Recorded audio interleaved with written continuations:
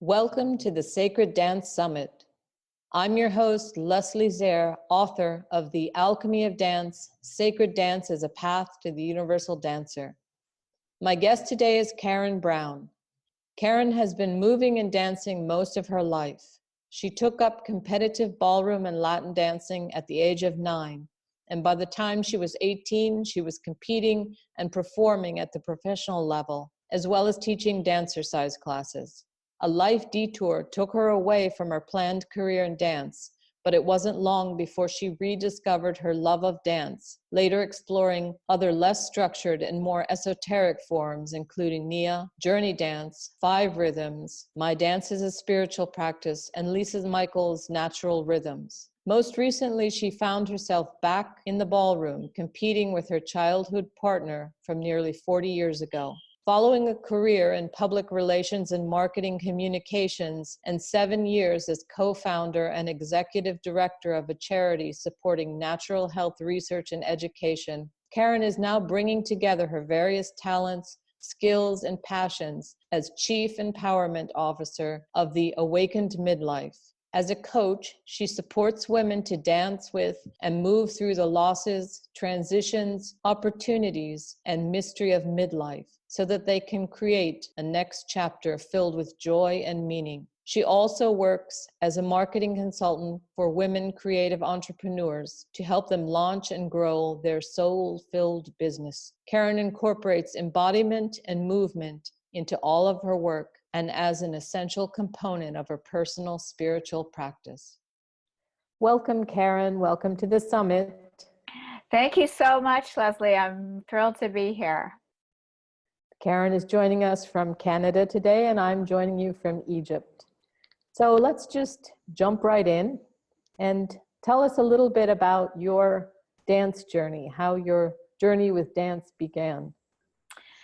Yes, and I know that you have already done this great introduction, so I'll try not to repeat, but basically I see my journey in dance really, there's people use the metaphor about the dance of life, and I really believe that my life's journey and my dance journey are somehow mystically intertwined. The first, I guess, memories that I have of dance are probably when I was about 6. And we were moving from England, where I was born, to Canada. And we were having to live in a hotel over the Christmas holidays for a few weeks before we were moving. And that was back in the early 70s when there were dinner dances in hotels.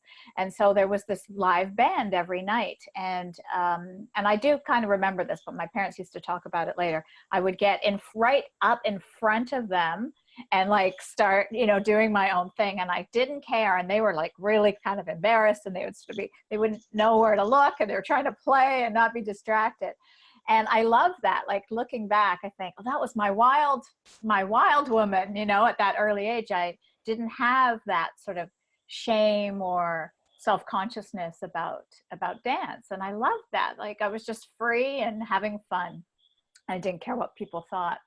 That's something to, it's been a lifetime kind of coming back to that. So Full circle. Exactly. Yeah. To find that wild crone rebel woman, within, and to be able to dance in that ecstatic way again. It's taken me all this time. So in the meantime, I guess within a couple of years, and my parents, they met on a ballroom floor, and that was what people did back in the 50s. They went to dances, and they just knew because it was part of the culture how to do the basic foxtrot and the waltz and the dances that came in, like the Latin dances that came in from Cuba, the jive or the swing. So they had that. It was just part of, you just kind of picked it up and you knew how to do it. But for whatever reason, when I was 9, they decided they wanted to take it up a little bit more formally and really learn the official or proper way to do these dances. And because I was 9 and I expressed an interest, we all signed up for classes through the Toronto Board of Education, which offers really low cost adult learning. And we were put into this humongous, I remember at a high school in a gym, humongous class. And then we were kind of siphoned off by the teacher who had her own studio. And I guess she identified people she thought were, had potential. And so we started going there. And then I got a partner who was 12, a little older than me. And drama ensued, as you can imagine, with and I became a competitive dancer for the first time when I was probably 10, I think. I had several partners, and very interesting, being in your transformative years and you're still learning how to relate to the opposite sex. I went to a private girls' school, so I had no real understanding of how to deal except through dance. And then I met this partner that I still know and have recently bizarrely started dancing with again. And we formed a partnership that was really, there was a deep friendship and almost kind of a soulmate relationship there. Not almost, there was. So we competed for a number of years. And then I did end up dancing at the professional level with another partner. And I stopped dancing. What happened was, and this is really kind of key to what I think we'll be talking about, I believe that women all identify with a goddess archetype, or many or different ones throughout their life. And it's an archetypal energy. And for me, this was the story of Persephone, which I did not understand until many years later. But I ended up being forbidden to dance by the man that I married when I was very, very young, at 19. And we met literally on a dance floor. And this reminds me of some of the versions of the myth of Persephone, where she's not just in the fields with her friends picking flowers, she's actually dancing. And I read a book once, they talk about the dancing ground, which is where the veils between worlds are thin. And because Persephone was in the dancing ground, that was what enabled the earth to kind of lift up, and for Pluto or Hades to come with the chariot and kind of scoop her away. And so this man that I married when I was 19, literally, he was not from the dance world. Literally, we were at a disco, I met him, and we danced. And then the first time we danced, he literally like picked me up and swept me. And I remember him saying, I have no idea what possessed me to do that. I've never done that. Wow. And I realized later, yes, he was possessed. Like I think we were, led to carry out this myth of Persephone. Running the blueprint. Yeah. Oh my goodness. Like I could go on for hours about how this was like exactly the blueprint, he took me away and and I left my parents and my mother, and we lived in another country. And literally I was behind bars, because it was a Latin country, and they just, in the apartment buildings, they all have these like cage, bars, metal bars in front of the doors. And I was isolated, but it was of my own choosing, just like Persephone. And it was a dark time, and it was a time where, I was not yet the queen of the underworld. I was really still in the abduction, but one of the things was being forbidden to dance. And so for a time, and I just realized this the other day, for a time while I was still with him, I got sent back to be with my parents, because he was off doing special training and I needed to live somewhere else for a time. And so, but I was forbidden to go anywhere near the dance studio where I had trained and danced and so on. It was literally 2 minutes from where I was staying. And I obeyed. And as you can imagine, what that's doing to my psyche. And so a few years into this marriage, which was obviously not healthy, he was away for a period of time. And I used dance. I used freeform dance, kind of combined with what I knew about Latin dance, as a way to bring myself back.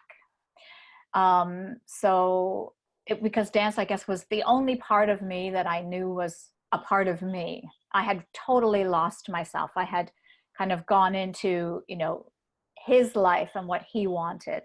And so this was really a weekend where what I did was I put on a bathing suit because I didn't have a Latin costume like I used to have. I put on a scarf, which is really interesting now that I think about it, a scarf around my waist. And I just moved. I moved my hips. I danced Latin. I had a little bit of music on a tape. That tells you how long ago it was. It was a cassette tape. And I just moved. And the more I moved, you know, and of course I didn't realize what I was doing at the time, but I did on some level. The more I moved, the more I became in my power. The more I became in my power, the more I realized what needed to be done, what I needed to do for myself. And it just gave me that strength to be able to say, when he returned, you know what? I think we're done here. And it was a way to come back to myself. And so, but it's so interesting how he knew that.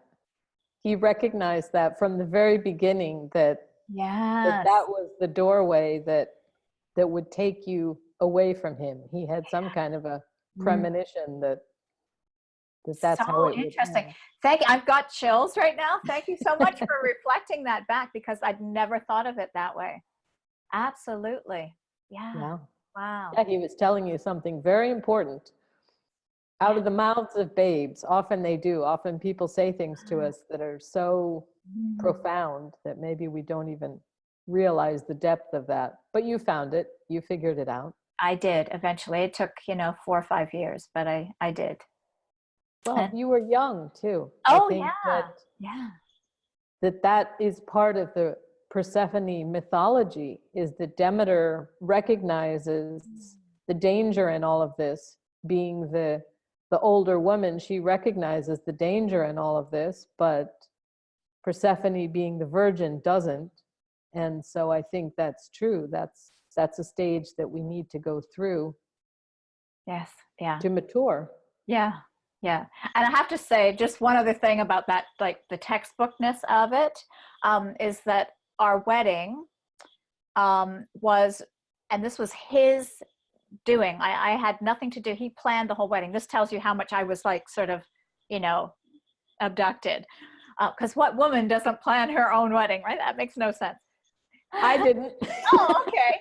All right. I think you and I maybe lived the same, same okay. Well, we'll have to chat offline. Very familiar, yeah. We were, he wanted the cake to be like this castle thing. And we sat, you know how usually in a wedding, the whole wedding party sits together on a big table? We sat isolated in another section of the ballroom, just the two of us, on these literally throne like chairs. Like it just keeps going. Like I could talk for hours about it, but it's like, wow, And what's so interesting is, as a child, and again, I didn't remember this until later when this kind of fell into my lap, this whole thing. As a child, very early on in England, you learn about Greek and Roman mythology. So I learned that before I even came to Canada. I was 4 or 5 years old. And the Persephone myth was my favorite. And I knew about it. So there was clearly, I was sent here to live this out and work this out. There's no question. Yeah.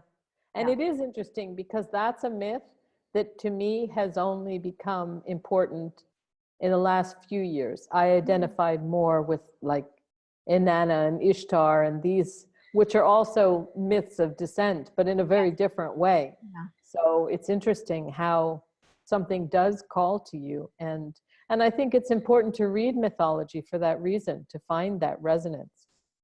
Yes. And it's interesting because it's you that was the one that introduced me to Inanna. And I find that real, and it has resonated now in a way that it certainly would not have back then.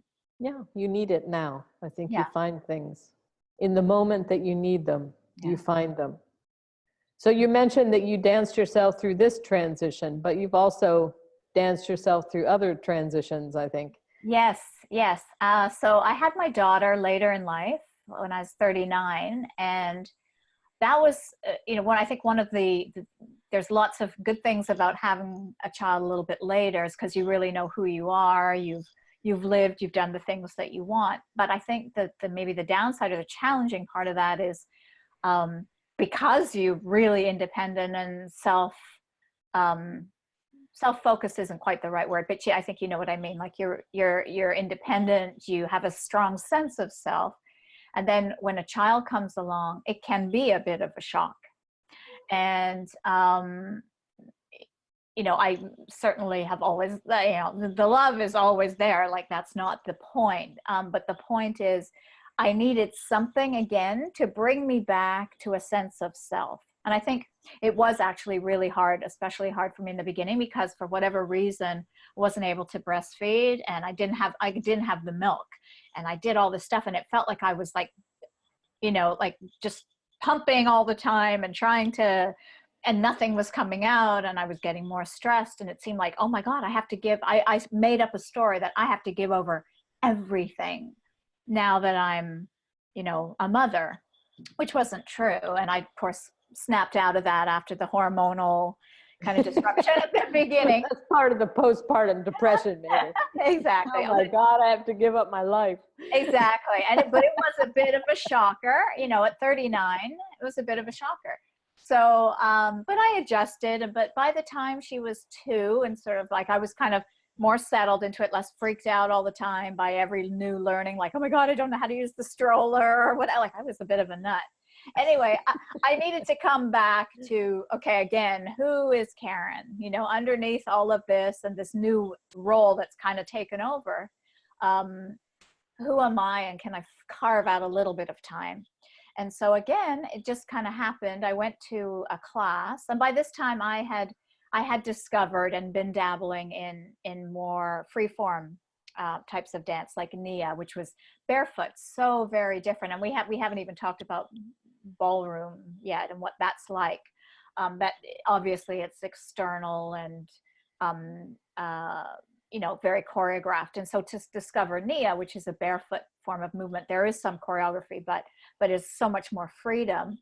I actually danced Nia throughout my pregnancy, which was really fun. But there was still something in me. There's always this pull between my love of that unstructured dance and my love of the structured.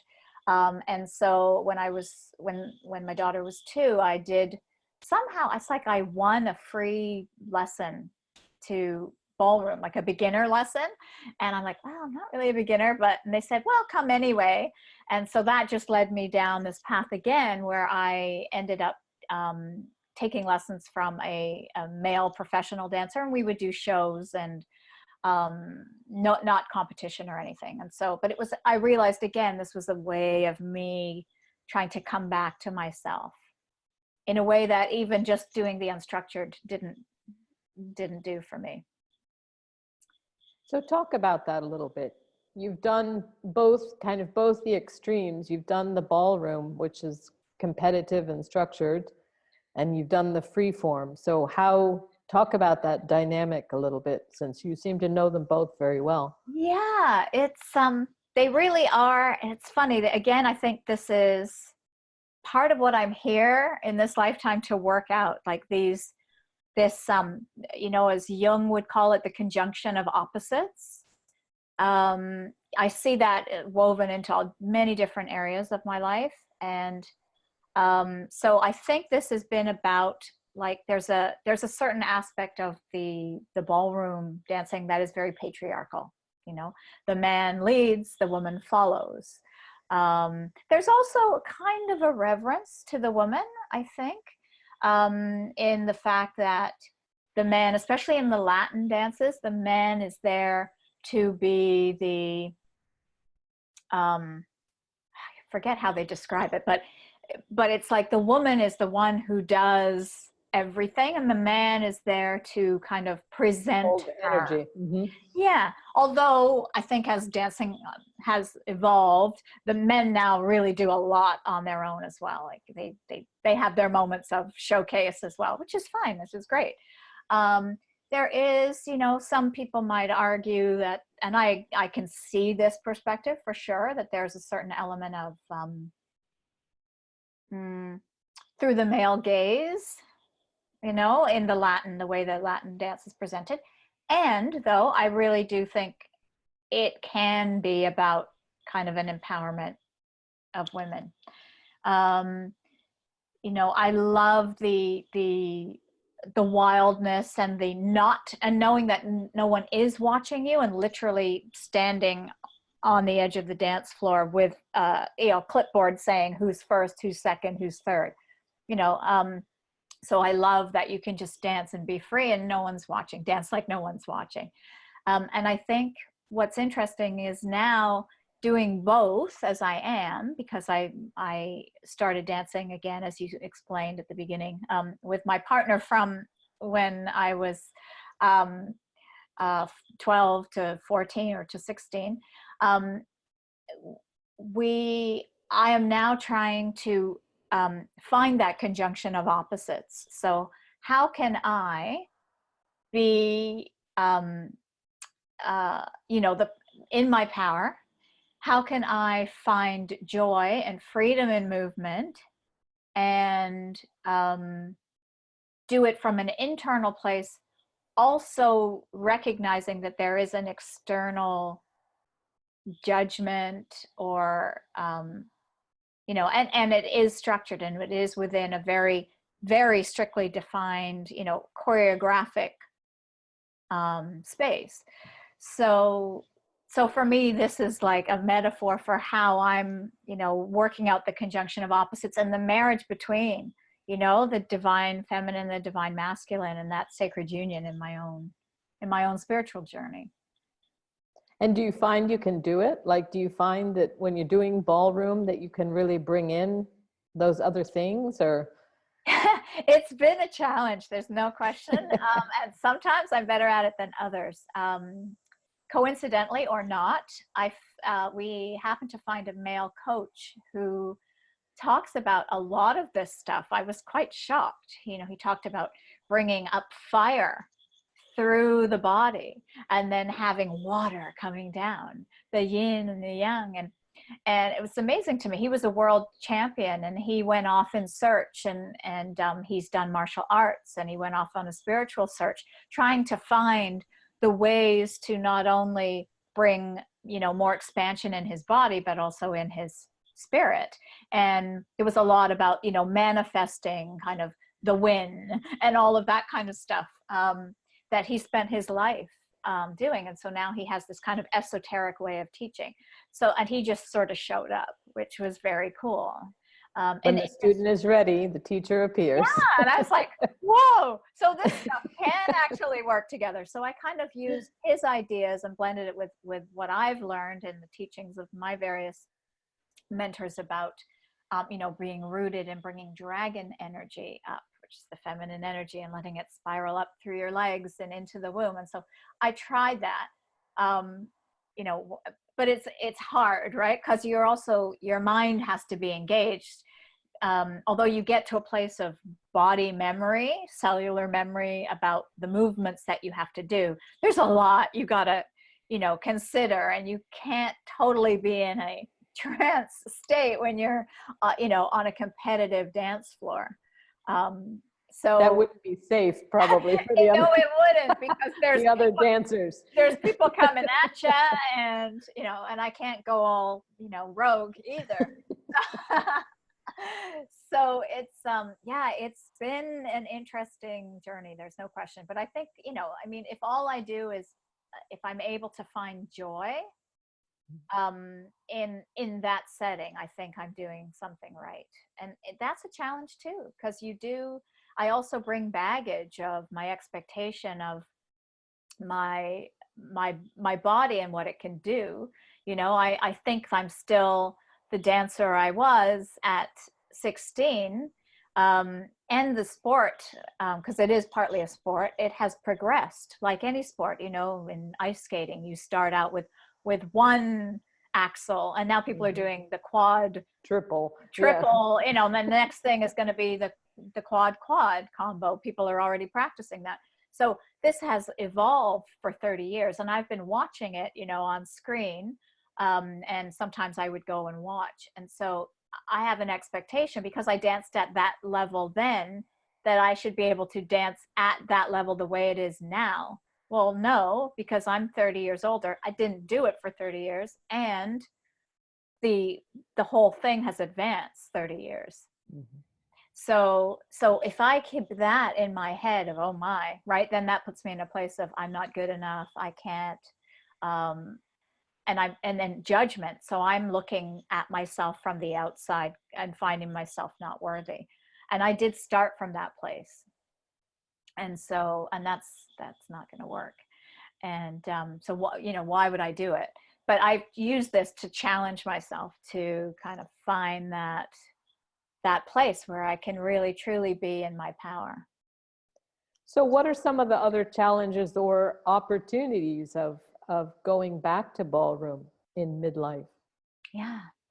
So, I mean, there's so many levels to this. I mean, I think this has been amazing for me to get back into the body in a way that I might not have done through the esoteric forms of movement. I might not be as engaged in my body athletically. I don't know, maybe that's not true, but I think that's a really great benefit on a physical level.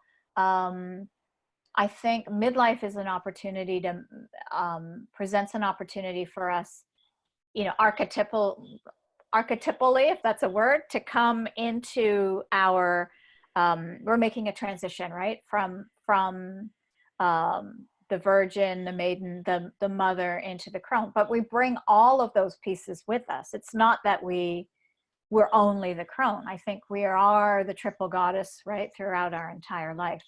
And so I actually, as I'm thinking about this now, this is kind of forming that being on the ballroom floor actually allows you to be all of those things. You know, you bring aspects of the triple goddess to the movement. And I think, you know, I watch older women dance, and they may not be the best, but there's something, an aura, a presence, a something that is really mesmerizing that you don't necessarily see, particularly in the really young dancers, who are more mimicking the way a woman dances, if that makes sense. And do you get judged for that? Like, when they're judging you, are you being judged for your presentation and creativity, or is it mainly just for how you execute certain movements? Yeah, I guess it's everything, but it's not like in skating where you get an artistic mark and then a technical score. They do that in the high levels of amateur dance sport. They actually have a process where they do it that way.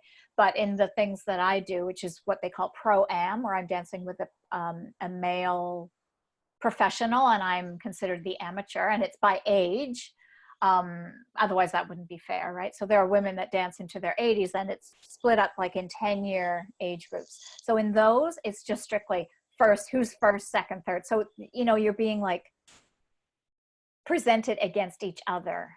And that's an interesting thing too, because that's like competition, right? That's a patriarchal thing. And I have noticed and have needed to work with this kind of place that I can get pulled into when I see someone who I am competing against, another woman who may be, you know, might have a thinner body or look sexier, and there's that pull, which is a deep sisterhood wound, a patriarchal wound of getting into like a bit of jealousy and competition around that, which is so not how I, work in the work that I do now in my professional work.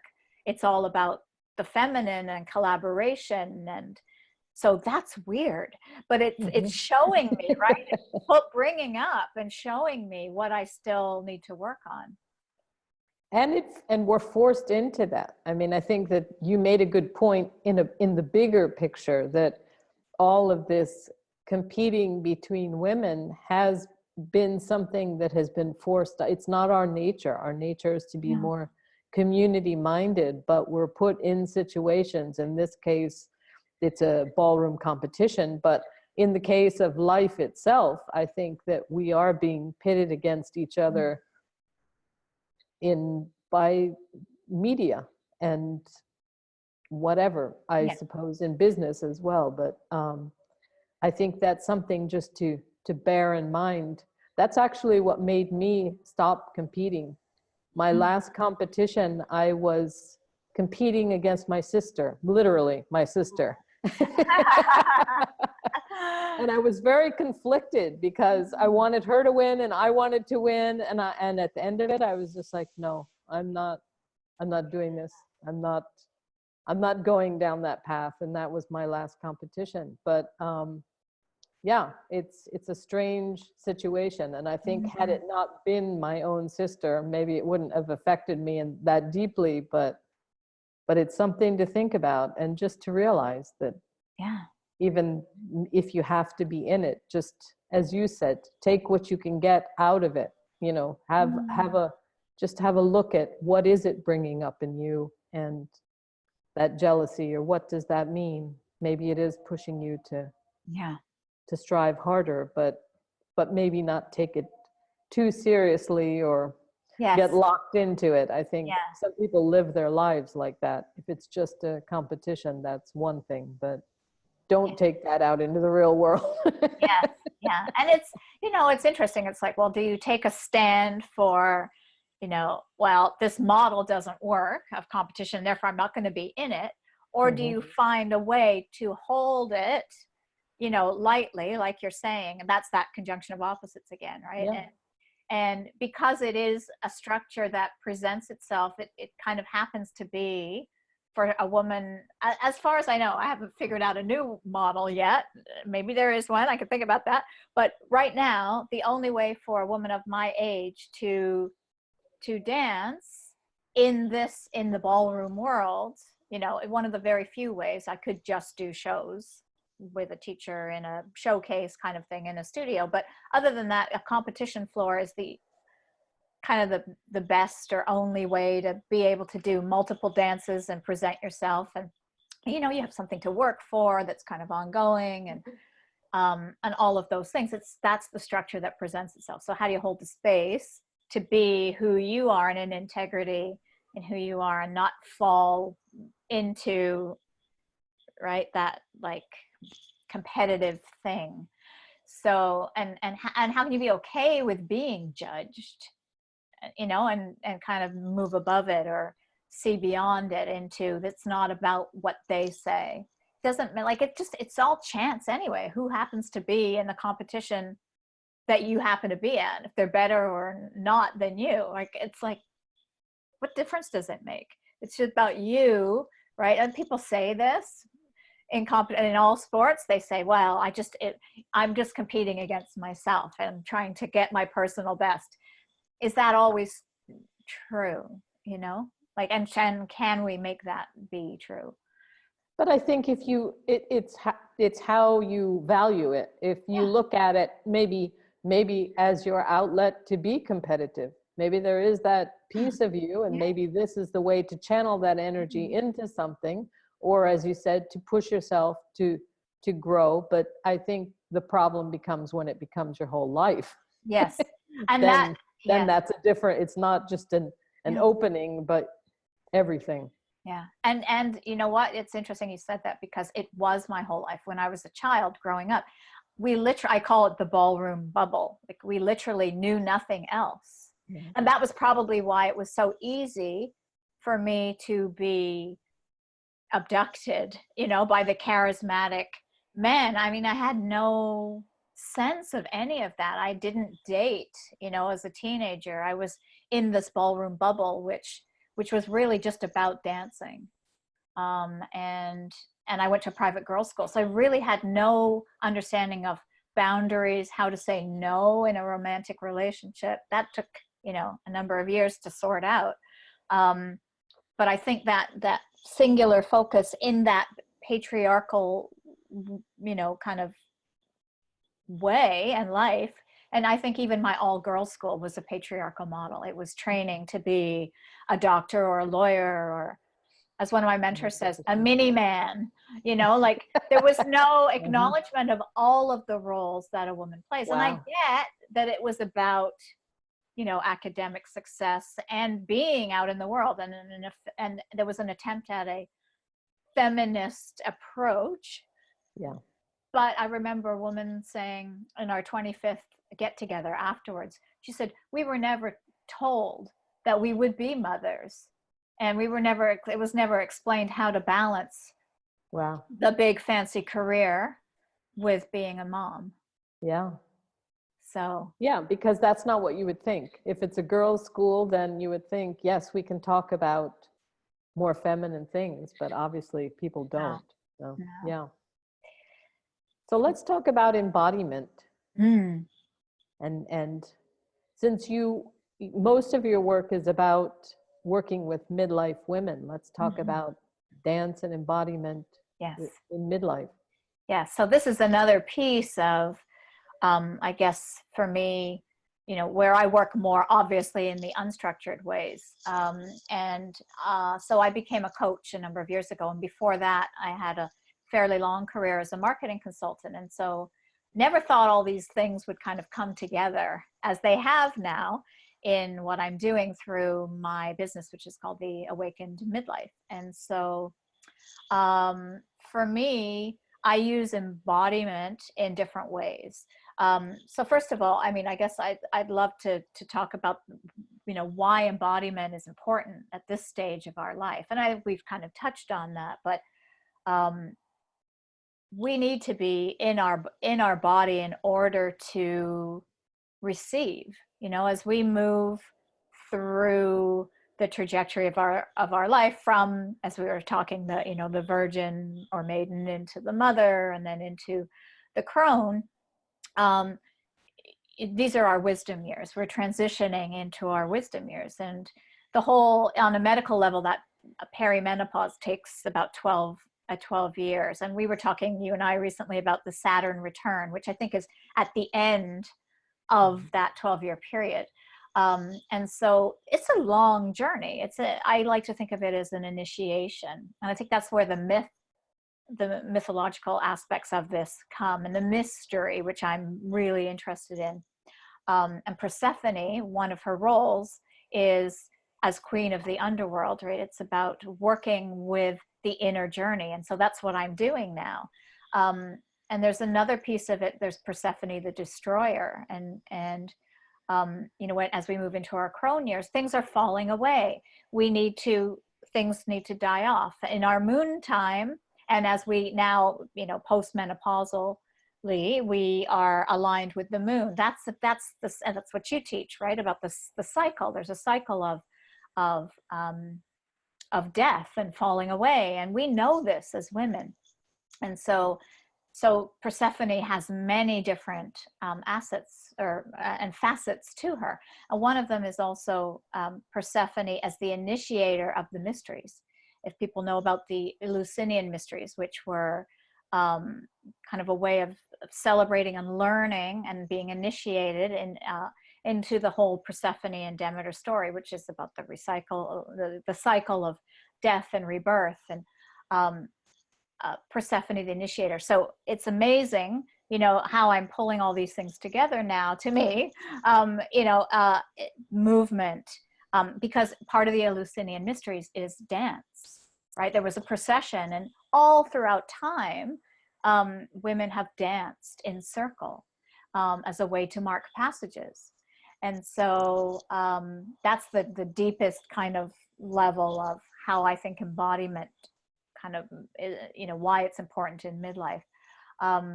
But on the most basic level, as we're making this transition, we need to be in our body, and our body is changing. But there's a part of us that may reject that. We want to stay in the virgin energy. We don't want to acknowledge. And there, culturally, again, right? We're told we need the fillers and the lifts and the nip tuck and all of that. So how can we be okay in our body, in acceptance of it, in the love of the form as it's changing? And our body is also a vessel. So, how can we root ourselves and receive from below? How do we bring it, bring wisdom from above? Well, we do that through the vessel of our body, where we are the transition point between heaven and earth, between matter and form. And we bring our manifestations into form from spirit, and we do that through the body. So as we're creating our next chapter of our lives, which is what, for many people, this is kind of a turning point where women find themselves, who have I been? I've been a mother, I've been a career woman. Suddenly something shifts, the children leave, or and then you're an empty nester. Something happens in a marriage and you realize this is not maybe who I want to be with. So there's always all of these transitions and losses. And I think the more we are embodied, the more we can root ourselves, the more we're able to deal with these things that are coming at us, and the more we're able to access the wisdom of, what will serve us best, what do we need to do now, and to be able to receive. And what do you find? Like, you work with a lot of midlife women. So do you feel that they are embodied? I mean, are they aware of that? Because my experience, because it's with dance, generally the women that I work with in midlife are finding embodiment through the dance. But I'm wondering about other women who maybe haven't found the dance. How are they embodying? Or it seems to me that Western culture is very much not embodied. Yeah. So I'm curious as to whether, like, those women, when they go through midlife, are they becoming embodied, or are they seeking that? Maybe that's why they're finding you, is to find a way to do that. Yeah, I think it's both. I think there's a natural process that happens where, like it or not, on some level, you are becoming embodied. I kind of feel like that's kind of an inevitable thing. But maybe there's that pull between the mind and the body, the inner tension between the patriarchal, the old ways, and the new ways, that creates some kind of I was wondering how much resistance there was to that, whether women are resisting and you're helping them not resist, or whether they're just naturally moving into this embodiment. Yeah, I think people who show up, I've seen a range of everything from I'm fighting this tooth and nail, I'm in resistance, I don't like it, I'm aging, to part of me likes it, part of me doesn't. I don't know, I'm in this weird place, I don't know what I want. And then there's people who I see who are more receptive and already, like you said, they're a little bit already connected through dance and movement. So there's a spectrum for sure. But I think the more we get into the body, the more we get into our power, right? The more we know what we need to do, and the more we can be at peace with the changes that are happening. And we literally can move through them and dance with those losses and transitions and things that happen, and are able to kind of be in the unknown, in that mystery of what the heck is going on here. So I think it's such a wonderful tool to be able to do that. And I just wondered, maybe people are finding other tools as well besides dance that I'm not aware of, because I'm so hyper focused on the dance, really. Yes. Well, so here's an example of how at the most basic level I would work with embodiment, which is not dance. So, you know, as a coach, and this was part of my coaching training, and I'm kind of finding a way to make it my own. You know, we talk a lot about perspective, right? Everything to some degree is your own perspective, what you've made up about how you interpret an event in your life. And so we can choose a different perspective. So if someone comes to me and they have a particular problem and they're locked into a perspective, like this will never change, it's just the way it is, whatever their perspective is, or midlife is, you know, a disaster, well, you know, whatever their perspective is that they're holding, I might ask them in coaching to, and they'll do it naturally, right? Your body language will shift. If they're thinking about it, they might start to hunch over, or they might put their hand here, or whatever. And I will reflect that back.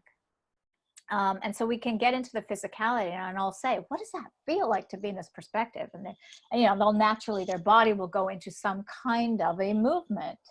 And so we explore that. It's not to like help them jump right out of it. It's like, okay, what does that feel like? Oh, it's really restrictive. Oh, now my throat feels kind of funky. You know, and we go through that, and when that feels complete, it's like, okay, well, this doesn't feel good. So are you willing to play with another perspective? And so we move into, we physically just, it's not dancing, but we move in the room. I'll have them move from this part of the room where they were in this perspective to that part of the room where they're in another perspective. And then it's like, okay, let's play. And we find something. It could be looking around and it's like, oh, squirrel. I see a squirrel out the window. Oh, squirrel. What would it be like to think of midlife from the perspective of squirrel? So we get into the physicality of squirrel. I'm just giving you a crazy example, but sometimes it's crazy and fun like that. And so it's like, oh, I can flit around. And it's like, oh, so what's available to you now about midlife if you're a squirrel? Oh, I could be really curious. I could get more playful about exploring things. Ooh, that would be fun. And then their body changes. And so that's, they're embodying, in a way, they're embodying this new perspective. So that's what I would do with someone that doesn't kind of relate to movement and dance. And then, of course, because I don't just coach, I do programs as well. And I'm going to be, and I thank you for really sparking in me, kind of taking this to a whole other level. And I will be doing other body and movement related programs. And I have done some along the way as well. I've done, for example, I did a program for a while it was a workshop in person called A Space to Write. And so I invited people who wanted to write and journal, or do work projects that are writing based, or they're working on a bigger, like a book project, to come into a dance studio with their writing materials, but we would dance first and get embodied. And why? Well, because I'm sure you know, it connects your right brain and your left brain. It opens up your creativity. It gets you out of your head enough to unblock whatever might be blocked, so you can receive the information that you need to write in a more free way. So, and I got great feedback on that. So I will also prescriptively, sometimes if I'm working with a client one-on-one, I will suggest some kind of movement practice, even if it's just, you know, I call it the random shuffle. You take your phone, if you've got songs on it, you just go like this and ask for what you need, stop it, and whatever comes up, even if you think, oh God, when you know, like it's too fast, it's too slow, it's too weird, whatever the selection, do it. Just dance and like listen to it and move for 5 minutes. Just do whatever. It doesn't matter. No one's watching. And then attack whatever whatever it is you want to do creatively. And then I have been playing myself with this thing I'm calling intuitive movement, which is really fun as well, which is the idea, you know, people say, well, without the music, there can be no dance. I'm not sure if that's true, because I think the body can provide the music. So what if... Or the earth, yeah. Yeah. What if you started from just feeling your feet on the floor. And I know this is something that you do in your course. What if you just felt the energy on the floor and that provided an impulse to move in a certain way? Or what if you did a body scan and you feel a tightness in your right shoulder blade? And what if you just tried to like tweak that a little bit? That's the impulse, that's the music. And then where does that go? Oh, and now, oh, I could just a little tilt of my head, a twist of my hip, and oh, that feels really good. Oh, now my back wants to kind of explore. Oh, that's the back of the heart chakra, you know, and then just like without, you're not thinking it, like your body is thinking it. I'm giving you the script, following. but the body just follows the impulse from one space to another. And then, oh, now I want to engage my fingers. What does that look like? And that's a complete meditative state. If you can just follow the movement in silence, it's playing. It is. It's really fun. That's what I call it, because and I try to encourage people in my workshop, just play. And it's really interesting how people need something that's so structured, you know. But yeah, just play with your body, move your fingers or your whatever. It's a wonderful exploration. Yes.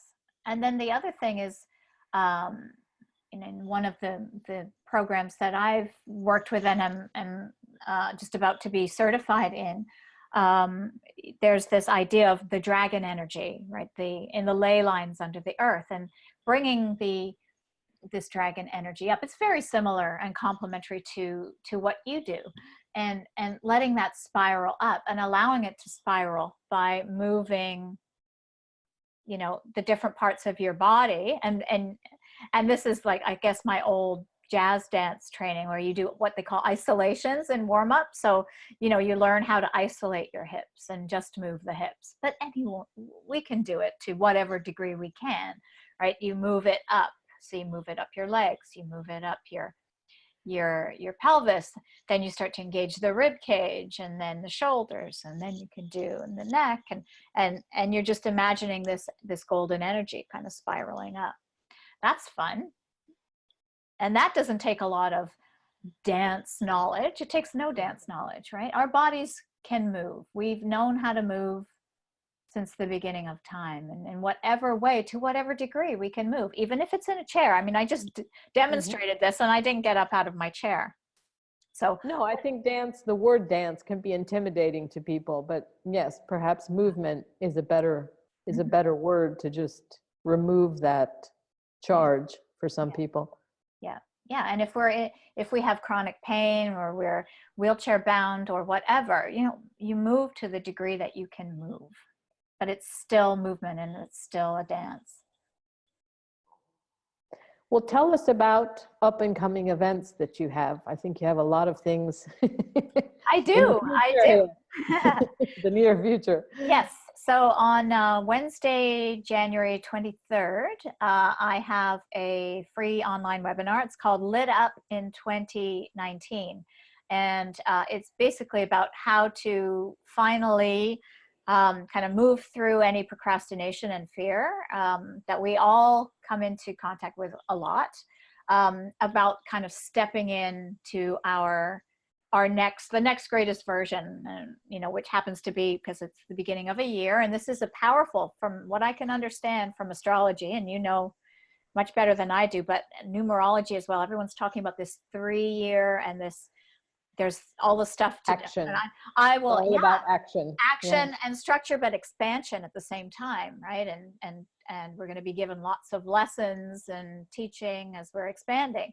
And so, you know, how can we hold all of this, and how can we be lit up as midlife women? Because that's what we want. And so that absolutely talks to the body as well as to planning and visioning. So I'm going to be talking a little bit about all of that. And then the week of February 11th, I have I do a quarterly Awakened Midlife Interview Series, where I bring in 5 speakers, very much like what we're doing right now. And I have invited you, which is awesome. I'm excited we'll be doing this the other way around. Again, in a few weeks. It's the week of February 11th. I think I said that. And it's going to be on how to love and enjoy your body now. So again, this is for midlife women who are part of them is excited about moving into the wisdom years, and part of them may be resisting. We're going to be talking about lots of different aspects of the body, and we'll touch on some of the physical health things, but it's largely going to be about embodiment and how to be in this body now and be in acceptance of it. Good. We have a lot to look forward to. Good. Thank you. And you also have a free gift for our listeners. So maybe I do. Yes. Say something about that. Yes. So a little bit based on what we're just talking about, I'm offering a moving meditation. So this is an opportunity for people, whether they identify as a dancer or a mover or not, to come and play for 5 or so minutes. It's just a meditation, but we happen to be moving ever so slightly.